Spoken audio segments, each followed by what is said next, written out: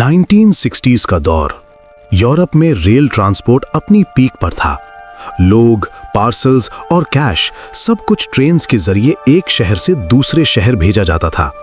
लेकिन इसी सिस्टम में एक ऐसी कमजोरी छुपी थी जिसका फायदा उठाकर क्रिमिनल्स ने हिस्ट्री की सबसे डेयरिंग ट्रेन रॉबरी को अंजाम दिया।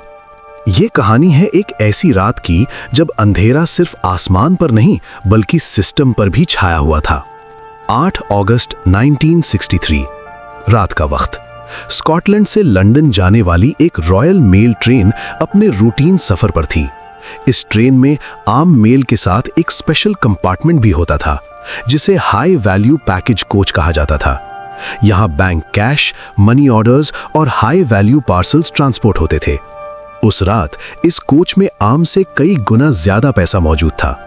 बैंक हॉलिडे वीकेंड की वजह से मिलियंस पाउंड्स कैश ट्रांसफर हो रहा था। लेकिन ट्रेन स्टाफ को बिल्कुल आइडिया नहीं था कि कोई उनका इंतजार कर रहा है। महीनों पहले लंदन के कुछ एक्सपीरियंस्ड क्रिमिनल्स ने एक रिस्की प्लान बनाना शुरू किया। उनका टारगेट सिंपल था, लेकिन एग्जीक्यूशन इम्पॉसिबल जैसा लगता था।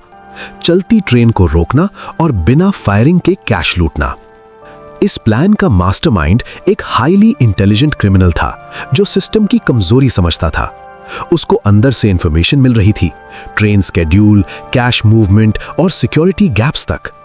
प्लान सिंपल नहीं था। उन्होंने रेलवे सिग्नल्स, टाइमिंग और रूट का महीनों तक स्टडी किया। फिर आई वो रात। ट्रेन फुल स्पीड पर चल रही थी।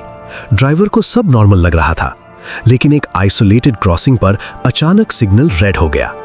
ये अनयूजुअल था क्योंकि इस जगह ट्रेन नॉर्मली नहीं रुकती थी।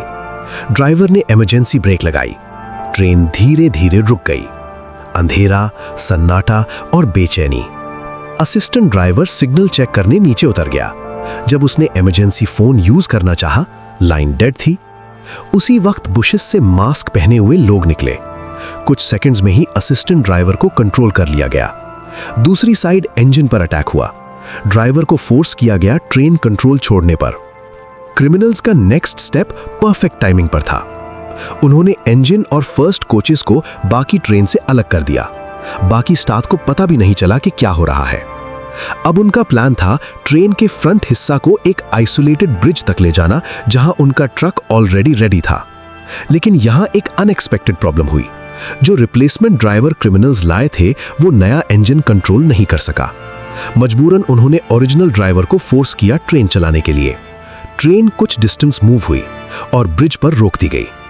यहां से रॉबरी का रियल फेज स्टार्ट हुआ। क्रिमिनल्स ने हाई वैल्यू कोच का डोर तोड़ दिया। अंदर स्टाफ को टाई करके साइड पर कर दिया गया। फिर एक ह्यूमन चेन बनाकर कैश बैग्स ट्रक में ट्रांसफर करना शुरू किया गया। हर बैग हैवी था।